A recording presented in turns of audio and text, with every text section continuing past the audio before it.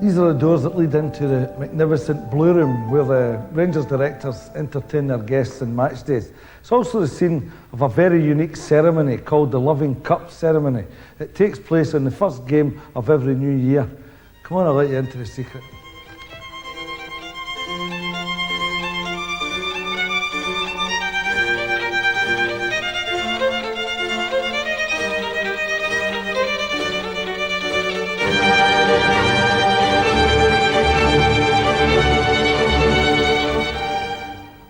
Isn't this magnificent?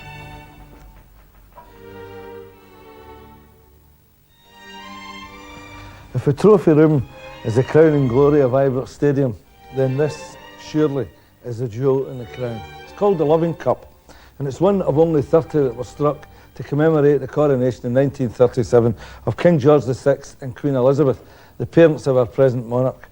And it's the centrepiece of a unique ceremony which is held on the first league game of every new year. I was very privileged to be here in 1978. Rangers actually won the treble in that year, and they played Celtic in the first home game of 1978. Rangers won 3-1 from goals by Smith, Gregg and Parlane. And afterwards, in here, the directors of Celtic and Rangers and their guests gathered round, stood in a circle. This was filled with whiskey, and everybody toasted the monarch right round the circle.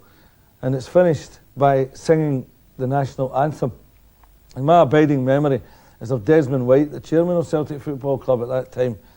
His voice just boomed round this Blue Room. You couldn't hear anybody else singing but Desmond. Magnificent baritone voice he had. If it hadn't been such a solemn ceremony, I think everybody would have burst out laughing. The Loving Cups were presented only to English First Division clubs, and Rangers gained theirs in tragic circumstances after a mining disaster in Stoke. They came down to play we had a mine disaster, and to get Rangers down here was a big feat.